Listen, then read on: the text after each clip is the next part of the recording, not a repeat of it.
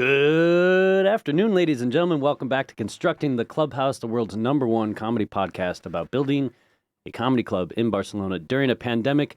I'm Dr. Matt. Joining me is the wonderful Johnny Boy Alice. Hello, everybody. Johnny, welcome back. Thank you. Yeah, sort of good to be back. Yeah. A little good to be back. It's funny. So let's see. What day is today's Thursday? You got back, Monday or Tuesday or something? Yeah, late Monday night. I saw you, was it Tuesday night? Tuesday we had our staff Christmas party, which was fun. Yeah, you were missed, Vem. And saw you Tuesday night. You were looking fresh. Yeah. Happy, cheerful. Then today, I've been worn down. oh, snap back to reality. There. Yeah, what happened is I stepped back foot inside the clubhouse once again. Yeah. I had a beautiful time away. It was really nice being away. Hanging out with my brother and his family and being like fully distracted, just like kids wanting children's stories and that kind of thing. So it was just, completely out of it. And then today I come back and I knew it was a problem because we've been talking about it in our chat a little bit. But we have roaches everywhere. Dun, dun, dun. Yeah, first a malaria infestation and now something that's a little bit more classic, but still super traumatic. I hate them. It like makes my skin crawl looking at them. And I've just spent the last half an hour sweeping them up. And I feel bad. You and Javi both are like particularly bothered by bugs, and I'm not. And yet you two have like really done the bulk of the work on trying to combat them. Yeah. Well, I haven't done much on it yet. I did just try and call a pest control person, and it does seem like someone's going to be able to come in and will viciously and decisively destroy bugs and guarantee bugs be destroyed. Sid Singh's here, everybody. Yay! Let's just do the Sid episode, right? And The Sid episode. Oh, yeah. the interview with Sid. Yeah. We can do, there's a lot more other stuff to update on, so maybe we connect this part with another part later or something or other. Yeah. Whatever. No, let's keep going. Luckily, Sid's mic is still off, though. Do you want to keep going? We can keep going as well. Absolutely, I want to keep going. Let's keep going. What are we talking you about? sound beautiful now. I was just talking about how we have a roach situation in the clubhouse, and it's so disgusting and so gross, and I so do not like them at all. How are you with cockroaches? Pass. Yeah, they're gross. But I do think I prefer cockroaches to rats. I don't know if that's a controversial opinion, but Whoa there, buddy. This is a pro-rat well, because you really have establishment. you really have like 6 hold or on. 7 infant Let's stations. formally introduce you, too. Sure, my name is Matthew Murtaugh, but I'm the Is that Matthew why Murtaugh you're so who's not a handsome? doctor. No, it's a coincidence. Wait, Anyway. you're not a doctor? Any Matt? JD. I have a JD. Yeah. Sorry, my name is Sid Singh, and I have a JD. Doctor's Club. Yeah, Doctor's Club, baby. What's a JD? Doctor by association. No, it's a Juris Doctorate. It's a law degree. Oh, Yeah, okay. Very cool. Okay. Anyway, those soothing tones you hear are the words of Sid Singh, international comic, former improv performer, Sure. Current improv performer as of last night. jurist, doctor, Yeah. touring act. So what often happens if we're on a plane together and someone has a heart attack, I would rush over to them and sue the captain. Nice. Yeah. Fellow non-Indian. This guy. Yeah. Oh, yeah. Also not an Indian. I was born in India, but apparently don't technically count as an Indian. I count you as more Indian than me. Yes. Yeah. The reason I bring it up is that Sid is going to India soon. I'm so nervous about that. Yeah. What's the plan? What are you gonna? So do? I'm doing 4 to 5 cities, probably 4 cities now, on tour. So it'll be Bangalore on the 3rd, Hyderabad on the 5th. And then as of right now, it will be Delhi on the 12th and Mumbai on the 15th, which was a reshuffling that just happened. You're not doing Calcutta?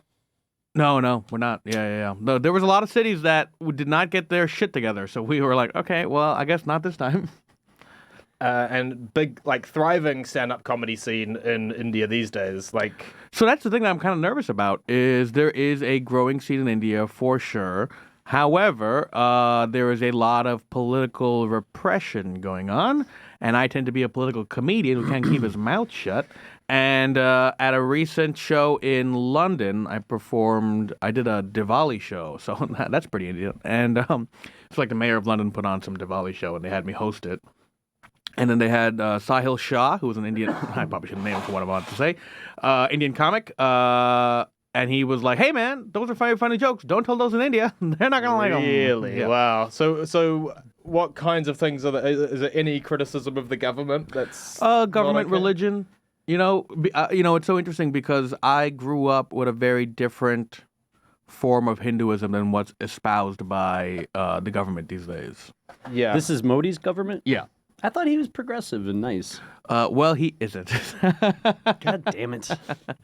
But probably the guy right before Manmohan Singh was relatively progressive, I suppose. Singh, I think you're just a little bit biased. You know it, man. A good friend of mine. He's lying out today. He's coming to my show tomorrow. I am? Yeah. You doing a show here? Yes. Nice. Yeah. What's the show? It's called Bomb Shelter. Hell fucking yeah! That Yeah. is We the got him! best comedy show in got 'em. Barcelona. And The longest the big running fish. comedy show in Longest Barcelona. running comedy show in Barcelona, is man. Really its claim to fame, but usually pretty In popular. any language. Yeah. these days. Is that true? Yeah, I guess so. I'm going to say it is. Yeah. Yes, it is true. Who knows and or who cares That about comes what's from the top happening as well. in Yeah. Spanish comedy? Yeah. Well, listen, maybe if they would speak our language, we don't know what's happening. you know? Yeah. Maybe it's on them, The Jakes. you know? So you could do like anti-China jokes. Have you got any jokes about the Chinese So government? I was thinking about that because I do think there's something funny about, so much of my political comedy is about America anyway. And so instead of being an American going to India to lecture Indians about India, I'm an American going to India to lecture Indians about America, which I think is sillier. Like, at least they're like, well, I guess he's not making fun of us. Like, yeah. but yes, definitely there will be no jokes about Hinduism. Even though I just, it's not, first of all, it was just a joke I riffed on today, but it was a thing where it was like, it's just based on the fact that I was raised with a very open-minded view of Hinduism, right? A very loose thing, because if you actually look at the history of Hinduism, that makes the most sense. It really was never one religion. It was a collection of religions that just sort of got mushed together as India got colonized over and over again. Sure. Right? As Islam is one religion and Hinduism just sort of was the other. That's why you see like coins with Shiva, one of the gods of Hinduism, all the way as far north as like Afghanistan. But then you see like Hanuman as far south as like Indonesia. You know what I mean? These were not necessarily one Are these religion. Indian Pokemons? Listen, I'm not trying to die, Matt, so I'm gonna have to say yes. No, not at We'll all. strategically release this after you get back from India. Then. No, but there is a thing where I it's, got a Shiva. oh boy. You would say like Shiva, Vishnu, Brahma are sort of the closest thing we have to our Holy Trinity. Whereas Hanuman is sort of Hanuman is probably closer to a Pokemon in that he was a very cool warrior / monkey. All right, I can get behind this. That fought for Ram against who was an avatar of Vishnu. My god is a Ninja Turtle. All right. No, I'm kidding. I like Ganesha or Ganesh. Ganesh, sure. That's the one with a bunch of different Ganesh, arms, son right? of Shiva. He has an insane story. Again, I would love to talk about this because I grew up with Christians making fun of the Bible. Right? I mean, that's what Bill Hicks and all these guys are doing. I mean, maybe they were atheists at the time of the jokes, but, they were in a Christian country making fun of the religion. I would love to do that about Hinduism, but I guess it's just not allowed these days. Yeah, not in India at least. But the thing is, the thing that might surprise people, I make Welcome all to these the cancel culture. I make all these jokes about not being that Indian, but realistically, I actually grew up reading the sort of like sacred texts and epic stories like over and over and over again, just because they were the only things in English I had sometimes. Right. So your parents are like first generation. They moved from India Yeah. to the States. Yeah. But their friends' houses, if they had anything, it might be the Mahabharata, the Ramayana, and so I'd just be like, all right, well, I don't want to talk to the adults, and I'm the only person who's 7 here, so I'm gonna go read the only book that's in English. Were they quite religious when you were growing up? Loosely, you know what I mean? Like, my dad is the kind of guy who's like, so there's this idea that whenever an important moment arises, Vishnu shows up on Earth, right? An avatar of Vishnu, or a son of Vishnu, Jesus-y style. And the interesting thing is actually, if you look at, there's a theory that, again, not the dominant theory anymore, but there's a theory that the way they used Vishnu would be how scientists in India were able to like sneak in concepts of evolution. So if you actually look at the different avatars of Vishnu, they keep evolving. So it starts off as, first there was a fish who created the water, then there was a turtle who created the land, and then there was a bird who created the air, and then I think it was the first man, and then Ram was the first perfect man, and then Krishna was sort of the improvement on him, and then sort of the next one. So my father was like, yeah, Jesus is, maybe Jesus is Vishnu. What do we know? He was super open to all of those kinds of things. Nice. So if anything, he would just be like, everything's Hinduism. It's sort of was my dad's way of looking at it. They'll take it all. That's fine. Yeah. So what was the joke? The joke was just that, like, name a thing, and I'll explain to you how my father would say that's Hinduism. You know what I mean? Okay. Hilarious. So it's like a crowd work. Just like a crowd work thing, And it got laughs, but also it was definitely a nervous thing of like people being like, oh yeah, some of this is not And this was at a Dali show. a Diwali show. That's what I said. Yep. And Is that where they? Forgive my ignorance. Is that the paint thing? no, that's Holi. Holi is the paint one. Diwali is the festival of lights. Oh, nailed it. Oh, okay. It's all colorful, regardless. Yeah, they're all colorful in many ways. Just for the record, I was talking about Kwanzaa. Diwali is probably the closest thing we have to maybe a New Year celebration, you would say. Mm-hmm.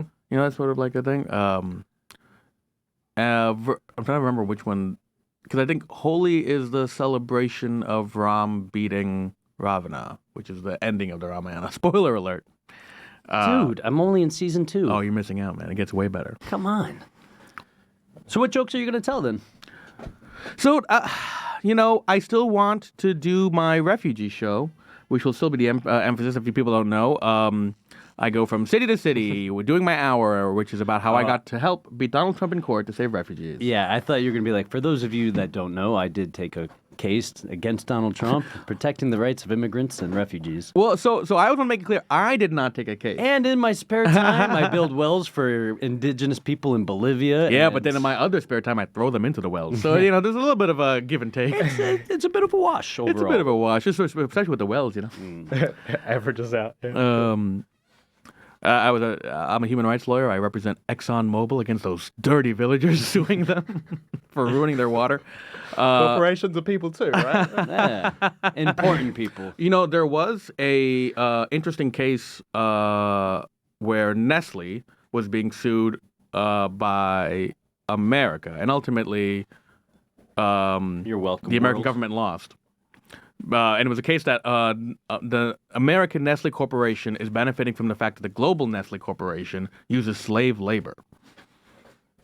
And most of the conservatives were like, hey, you can't do this because there's no one specific that you're actually suing. So if there's no one who you can sue that actually did anything wrong, there's no standing in court. You have to actually show that someone is at fault here that is in the jurisdiction of American courts.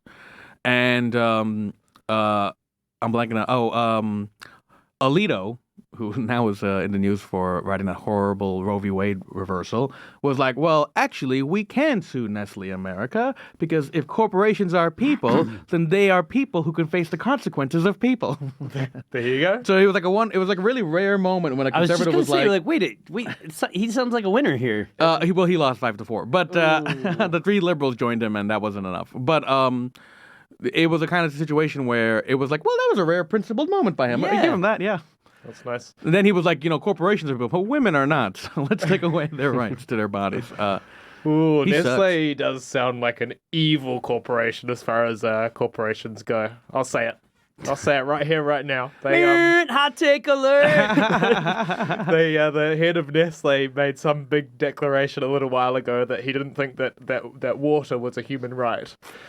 Yeah. That was his hot take. Wow. I guess he thought that everybody should be buying little plastic bottles of Nestle water. Yeah, that would not surprise me in the But it's least. tricky, right? Because they don't believe water is a human right. But on the other hand, Kit Kats are delicious. So,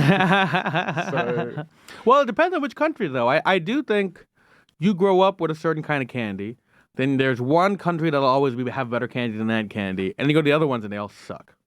yeah. And I feel like that formula fits for everyone. Like, if you grew up in India, you probably really liked Indian Cadbury's. And then you'd probably go to Germany, you'd be like, oh, these are better than that. I didn't grow up. I was only first year of my life was India. Oh, I'm just saying like the theoretical person, right? Okay. I was trying to put something in the formula that wasn't me. But yes, Why would you do that? Just to be so generous. That reminds me of a Classic human time I rights was being lawyer. humble. Remember that time I lifted that whole table up and allowed you to be even more humble? Yeah, I appreciate that. It's No not very big deal. often I get to be humble. The same. When you're a winner who sleeps through your basketball appointment today, you know? Oh man, I didn't fall asleep last night until like 8 o'clock in the morning. Oh my God, what's wrong? It's that time of the year, I think. Yeah. Yeah, totally. Yeah. December No. is always just a complete shit time for me. There is a weird thing too. I think the three of us have somewhat similar lifestyles. No, not this healthy motherfucker with his willpower and But that's a recent thing, isn't it? I quit. Good choices. It's like 2 weeks old. It's very, very fresh. I quit smoking, and I've been hyper productive, but very irritable. I'm like, killing it. Oh, really? yeah, I get Okay, good. very annoyed at most people most of the time, and I think maybe I'm just that kind of person. maybe it turns out I'm not very nice. It would be funny if you quit smoking and then you could just become the next Lewis Black of comedy. Like, you just get really angry on You stage know all the what time. grinds my gears? It could happen. It could happen. But okay. really, really good. I finally edited down the Board Games at the Clubhouse episodes. So 2 days new of not podcast. smoking, and I did 20 episodes, and I've already scheduled them all for YouTube starting on the 1st of January. So Nice. Should we do a little promotion campaign for that? yeah, I don't know. I think we need to somehow reach people on YouTube that are on YouTube. So I'm hoping to see that with the titles and the thumbnails, it will kind of do a little bit of an experiment and start to figure out what works. How to find our audience on YouTube. Yeah. Man, let's get that Quarter Crew parody going. Mm-hmm. I wrote a parody for something. Cool. Our YouTube strategy is going to be to parody famous YouTube accounts and then hope to piggyback on their success. There you go. Well, why not? Yeah. You know, actually, one good topic. You had, so we were I was explaining to Sid the Spotlight concept the other day, and we don't have to talk about it right now. Mhm. We can go back to your non-Hindu jokes. Who's with me? He says to silence. But no, I do want to get your feedback on the Spotlight on record. I think it's a great idea. I mean, I think, there's a lot of comics. Well, let me set this up real quick. Okay, please. All right, just so all of our listeners, hey mom, no, we're gonna try to finagle the schedule a little bit. We're moving shows. All shows every day are gonna be moved into like a 8 o'clock and 10 o'clock format. Yeah. Mm-hmm. And then one of those things, we're trying to rejigger the weekend lineup to maximize the success of all shows.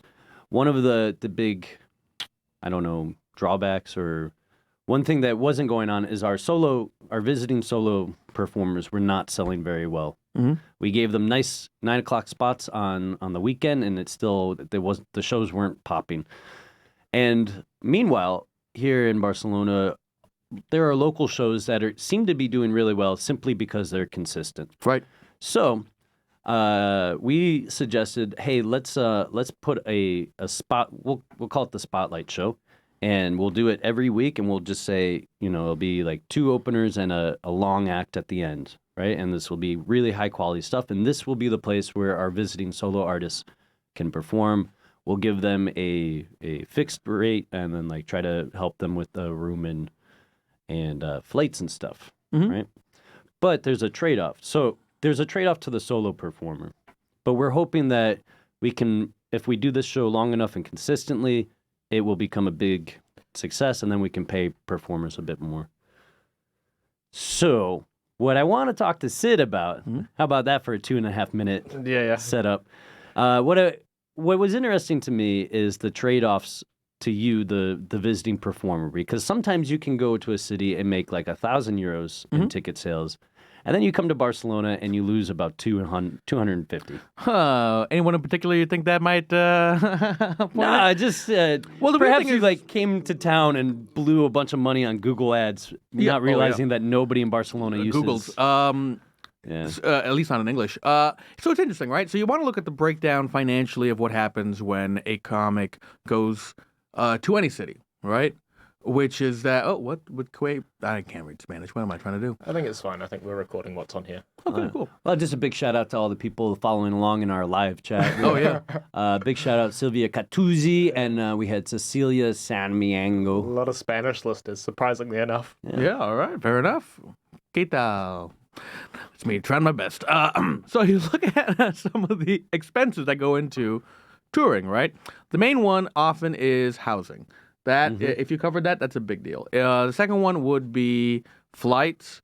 The third is advertising, right? And then sometimes venue rental, that sort of thing. So those are sort of the four that you need to look into if you are a touring comedian.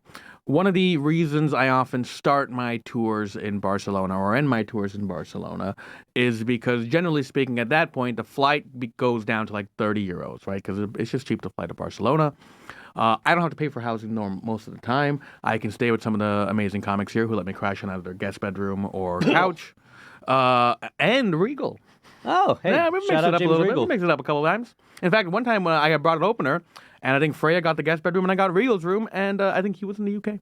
Nice. Ah. Very convenient. Yeah, hopefully for us, accommodation, it's good that it's expensive for you, because hopefully for us, it's not going to cost us As much. anything or as much. Well, that's what I mean is that when I come to Barcelona, it's free, right? So then my only costs go into advertising, right? Because also you guys are willing to give me a ticket split, which I think is what most venues do, to be fair. Yeah. So then you take the money afterwards. So when I come to Barcelona, my only goal is to sell tickets, and that's my entire expense. So the issue is, because it's not a native English-speaking country, how to market to those people continues to be tricky. It seems like Instagram ads are now the only way to go. And to be fair, that's something that I haven't done a solo here where that was my main focus financially in terms of advertising. So I think that would make a big difference. And that goes into how much you would be paying the spotlight comedians, right? Because there's two things that you do bring. You bring consistency of comics. However, the reality is, right now, Europe is a Wild West. There are headliners who have a very good hour, and there's headliners who have a strong 10 minutes, and then they perform for 50 more minutes. Name the name, Sid. Matthew Murtaugh, That's me. Science Extravaganza. You think I have a good 10 minutes? No, but Matthew Murtaugh, who is this bastard? He's the bizarro version of me. yeah. Science is bad. He's you ever noticed the real way to explain the world is a religion? Let me tell you a thing about the flat Earth. It's a cube. You know what grinds my gears? Vaccines. I got a vaccine and now I can't get it up. But I have talked to audience members after shows who have told me they look for compilations in cities like Barcelona and even in Berlin, because when they watch ours, it's bad. So then sometimes a collective that is a primary hour collective can actually struggle because people go, if I don't like this guy, it's 45 more minutes of him. Such a commitment. I mean, think about the shows you go to it at Fringe sometimes. Right. You just walk into a room, and after about 10 minutes, you're like, oh, this was a mistake. Right. And I'm here. I'm Yeah. here, and I'm stuck. Oh, especially because at the Fringe, a lot of times you're like, oh, I'm here. And not only am I here, but also no one else is. Yeah, it's very noticeable if I Yeah. leave. What was the bad show that we went to together? It was some lady, I think.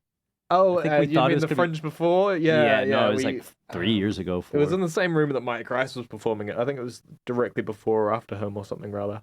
But yeah, she was no good. And I went to a terrible musical comedy act. This no. Fringe. We were just trying to find something like then and there. So Right. it was like, what's happening now? And we walked in and it was just terrible.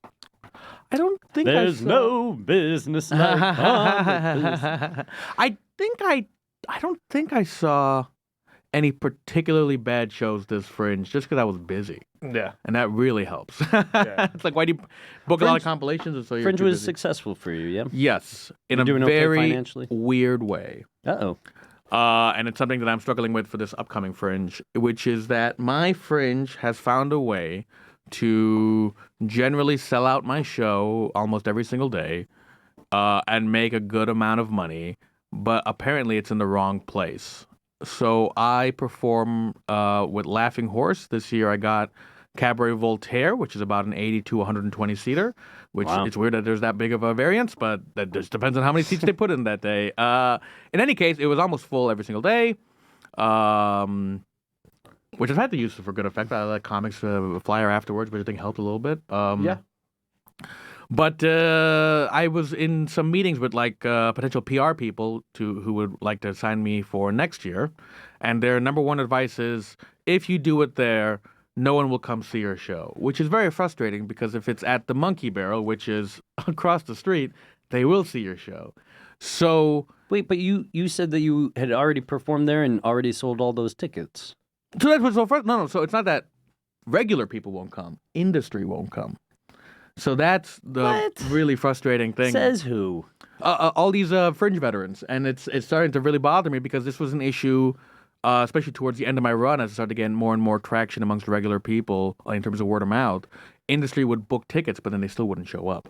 Yeah, that's frustrating. Although I will say, if you're selling out a Fringe venue and you leave having made some money, or at least not lost money, then you're in a pretty sweet spot. 100%. No, well, but that's why I get annoyed when they ask me to leave, right? Because I'm like, why am I giving this money up that is actually going to refugees and helping their legal fees? Why would I give that up? Because maybe I can lose money 1 year at the Pleasance, and then maybe a TV person will pick me up, and then I'll make more money in 3 years' time?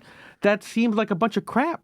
Compared to, or I can just have this venue, still be able to donate a decent chunk of change, and I don't know. Maybe it's stubbornness, but eventually I think the industry will come to me, and maybe that's nonsense, and I shouldn't think like that, or it's arrogant. But I just think what I have gotten to help out with is a big enough deal that it shouldn't be this hard. Yeah, well, I think there's something to be said for ignoring the industry as well. Like the industry is the one thing that you can't control, right, whereas these days there's infinite things you can do as a comedian to make yourself make it. True. Type thing, you can be on all the social media. You can do a Dragos Christian or like what Tam has done recently, or whatever, So I don't know. That's true. I gave up on being recognized as talented a while ago.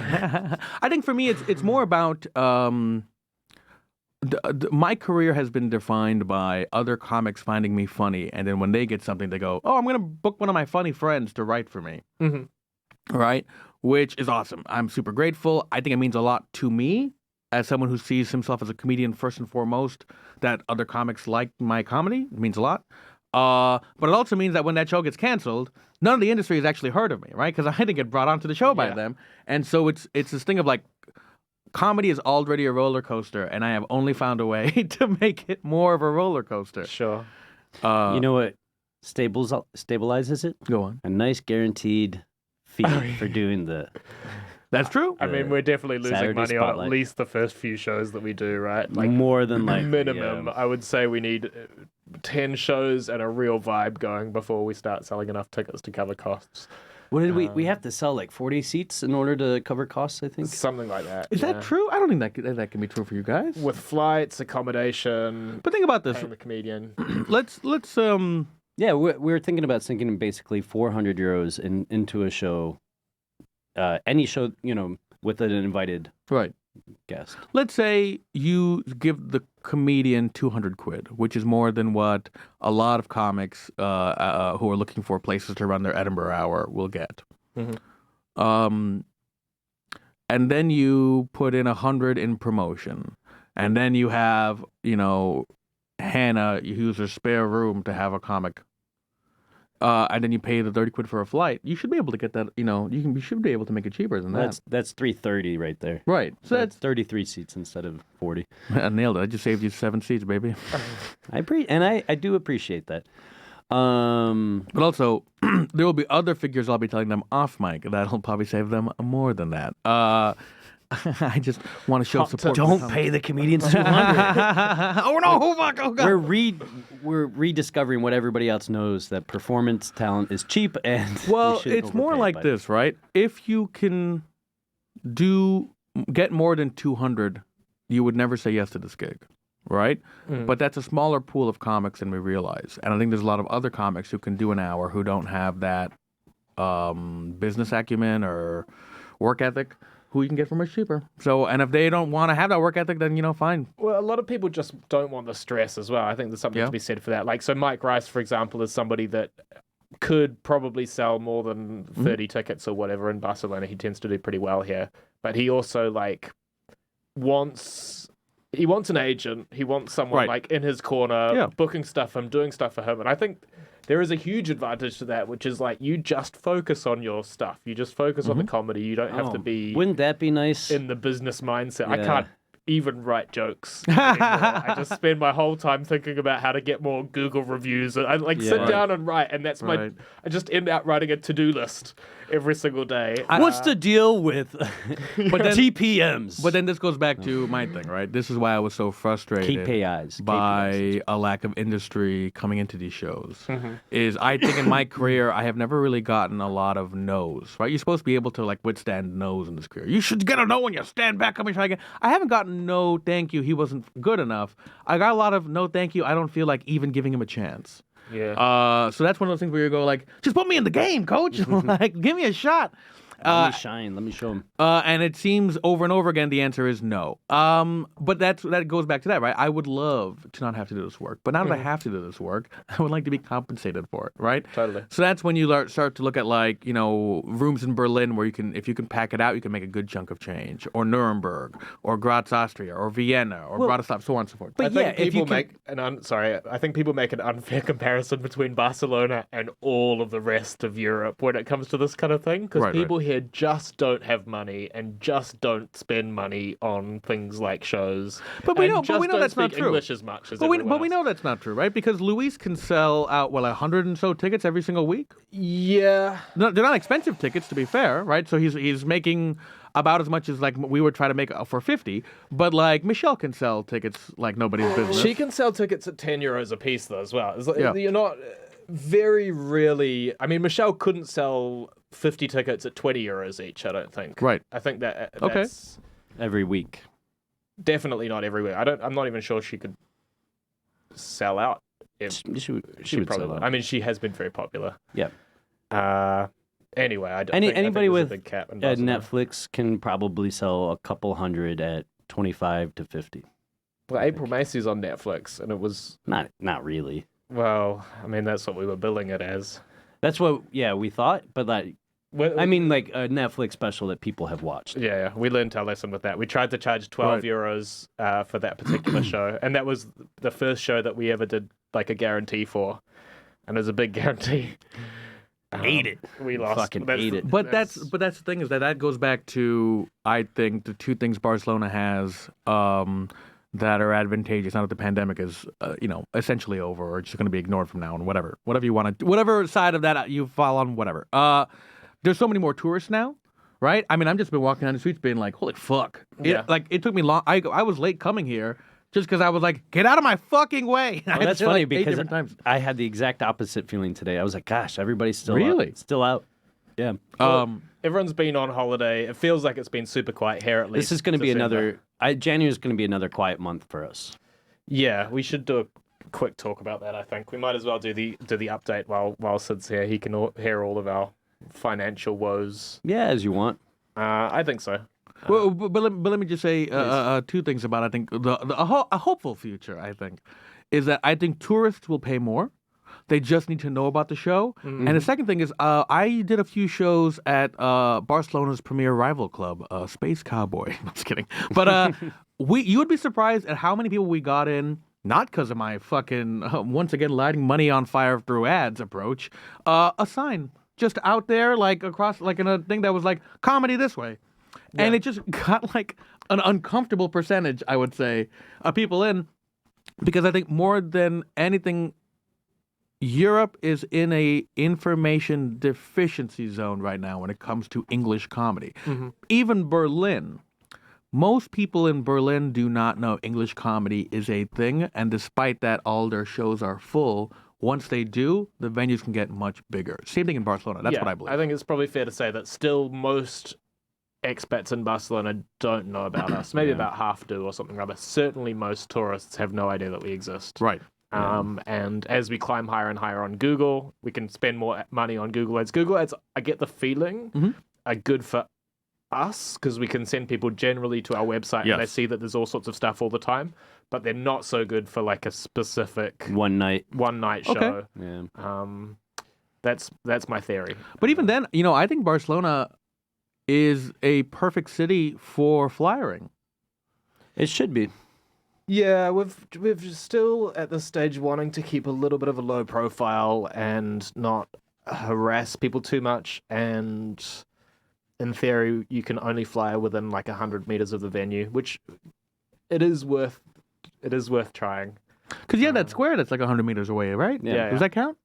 Yeah, we've done it once or twice. Yeah, and my current plan for flyering is to specifically target, like Tom Segura's coming soon, so we'll hopefully have like 5 people outside the venue afterwards that are obviously English speakers that are interested in comedy, which is such a good... Right, yeah, absolutely. Such a good demographic to be going for. Yeah, we'll see. Well, especially because Barcelona kind of has a more responsible version of how you get people in from like islands, right? Like Mallorca, Ibiza, really what you're looking for is people who are like, I'm going to do a bunch of drugs on Friday, and then I need a place to come down on Saturday before I then do more drugs or whatever, right? And you guys have a nice, calm basement, dark, intimate. We certainly get our fair share of druggies. And that's, just in terms Don't of look like... at me. Just one of them was my people. He's fault. bringing in a bunch of homeless people. Yeah, the last guy had smoked crack just that day. I'm sorry. Listen, as long as he buys a ticket. All right, this He is didn't. third. Matt let him in for free. Actually. Yeah, 100%. Third and final. I thought he was well dressed. I had You're this, like, he's dressed like me. What a stylish dude. Yeah. I had this happen. Making where, do with less. I had this happen where I went to Menlo Atherton to meet someone for coffee, which is this like fancy neighborhood in California, and I was like, wow, every person sitting on a corner is dressed so much better than me. I don't know what to make of that, but take it for what you will. All right. Yeah. All right. Third and final time. So, 200 euros, not enough, is enough. So my thing is, I think 200 euros can get a very... Bad idea overall, because I think some people are a bit chuffed that we've pushed them out of the weekend spots and da-da-da. And I hate to think that, yeah.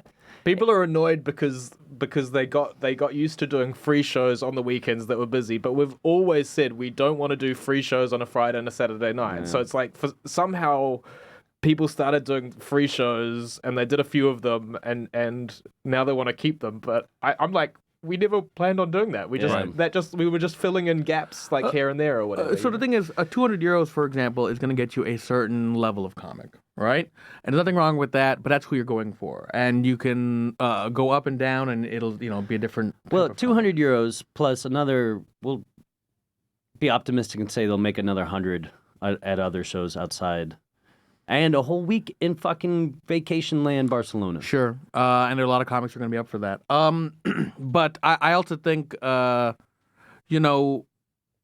I were to ever do Spotlight, my only stipulation was that it can't be a exclusive contract, right? Which is probably a deal breaker. Well, this is a big...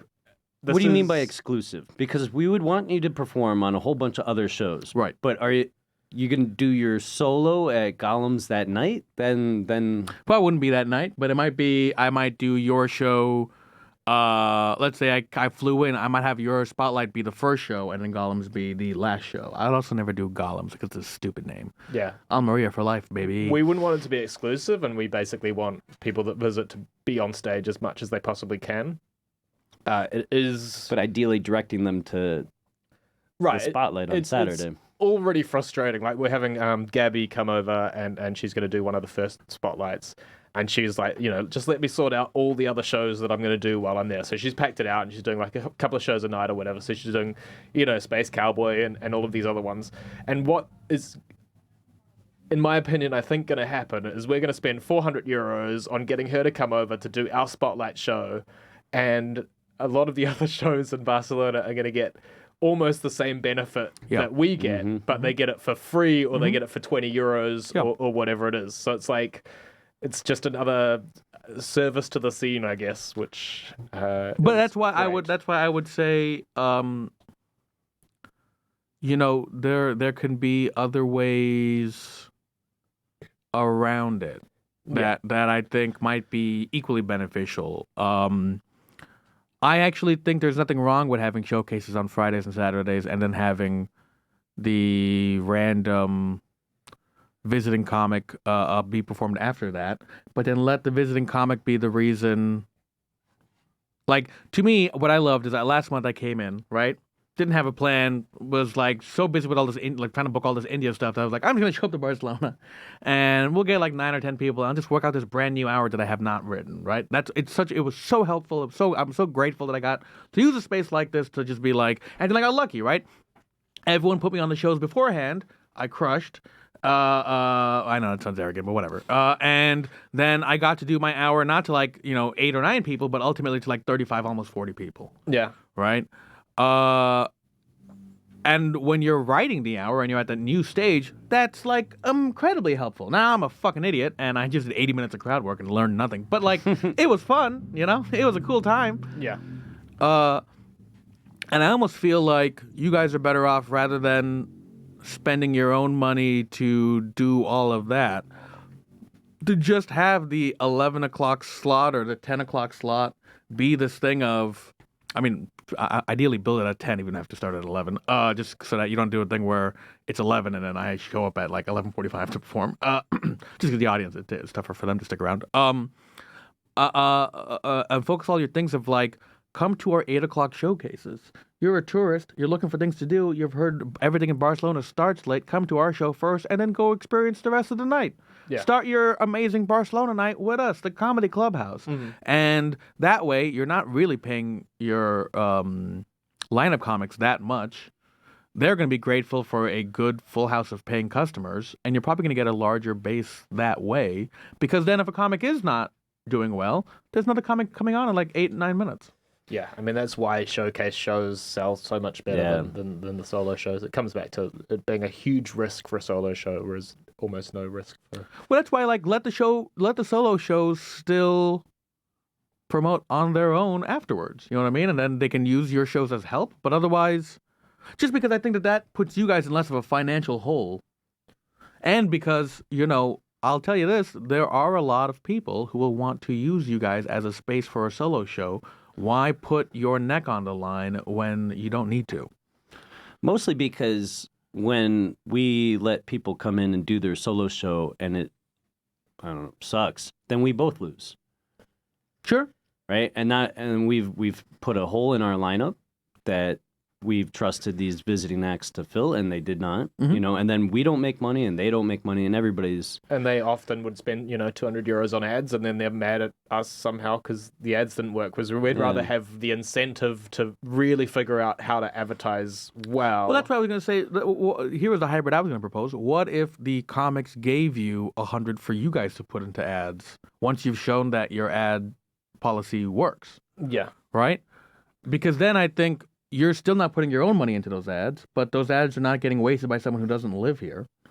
And you're still guaranteeing a much bigger audience that way, while also not putting like the spotlight, though. But you're not putting up as much money in that situation. The comics are still flying over themselves. They're still getting 70% of the ticket sales. All right, sorry, I did smoke already today. You're saying we should not pay comedians as much as we can. I'm saying put the onus on them to make it by selling tickets on their own while also giving you money. Like, it should be a thing where both of you are working together but to sell they tickets. Can, what often happens when a bigger room to do that. What often happens when I come here is that it feels like I'm selling tickets for my show, and even though you guys are getting 30%, what am I getting for that 30%? Yeah. Right? And that's not unique to you guys. It's an issue in Europe in general. These days it's a lot more than it was. We kind of insisted on that 30% from the start because we were setting up for the future. But now, the reason we take the 30% is because we get 15 people in here for a show automatically because of, we're spending Right. 300 euros on Google ads, and we're paying a social media manager and a video editor and a whole big list of expenses that are sort of for the good of everybody, but that does bring people in. So yeah, in my opinion, it's just not the same as finding a bar that doesn't ever do comedy, and then you should be taking the 100%. To be honest, you should be taking 100% plus a cut of the bar if you chat with them correctly. But yeah, for us as well, it's sort of like the 30%, because it's the trade-off is either we do a show with you and pay you the 70%, or we do a show with ourselves and get 100%. Right. So it's like, obviously we want the variety and stuff like that, but it's just in terms of of course. the negotiation, it's a little bit different. Well, I just wanted to bring it up just to give you guys options, because I think you guys are still in this. We've been through a million of these. Also and true. Everybody's opinion changes, or I don't know. It's just it's been a fight every single time. Listen. My initial proposal was a huge failure. When I said Comedy Clubhouse should have one rule, which is no whites, it was a huge mistake and a huge financial loss. We sold 0 tickets in 50 days. Yeah. People died. Who would show up to the one? Who would be our one person that would show up to our no whites show? It was me, flying in from London. It was very expensive. I think we may, maybe, no, it's all the white people that would want to show up to show their support. Yeah. Let's wrap up our interview with Sid. Yeah, I got more to say. I know you do. No, I'm just kidding. But we're actually we got to record another podcast. Oh my God. That you're going to be on as I'm well. busy. Yeah. But let's do the update at the same time, because Yes. I just want to gripe quickly about our financial situation. Okay. Well, let's gripe with Sid here then. Yeah. Let's do it. So November was a fantastic month, best month we've had. Sold 11,000 euros or 12,000 euros in drinks, something like that. December was terrible, very, very bad. We sold very, very few drinks. Not many people came to shows, and unfortunately, we allocated our budget based on the projected numbers for November. So what are we looking at? We did $8,000, do you think, this month? Maybe. I haven't added it up. 7 or 8 grand, I think. That's a pretty steep drop. The money's come in for the fluffy thing, so we're going to have to pay 3,300 euros. We did the merchandise for Gabriel Iglesias's show, so we basically lent them our card machine, and now we have to give them that money all of the money for it.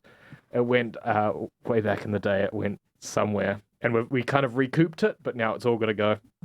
So now, warning, danger. January, in order to pay all of the people we have to pay for everything, I'm gonna have to take, I'm hoping, 2,000 euros out of my personal account. No shit. Something crazy like that. It's really we've become bloated super quickly. It's so easy to spend money and very, very hard to not or to reverse it once it's done.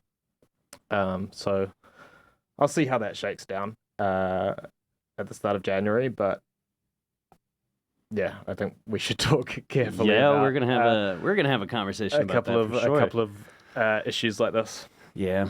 Well, I've got some ideas of corners to cut. We need to get that fucking popcorn machine back online. Yeah, it's a cash machine, and we're giving it away for free right now. We got the big bag of popcorn. Yeah. Yes. Oh my God, it's enormous. Yeah. It is it is bonkers. Yeah, there was this asshole who ate 5 or 6 barrels of popcorn yesterday. It was crazy. Those things, they're adorable. Our new popcorn boxes, they're cute, but they're the size of a thimble. Yeah. You get 4 kernels. Yeah, in that was my bad. That was one of the many bad purchases I've made at the Clubhouse. We're almost out of them, though, by the way. Everything's too small. I get the ice machine, it's too small. I get the popcorn containers, it's too small. Honestly. Well, how much would you have charged for something of that size? We were, That's such an obnoxious size. Like a good standard popcorn thing, we were charging €2. Okay, gotcha. I tried to get personalized popcorn containers. Yeah, This is classic, I used it a lot yesterday.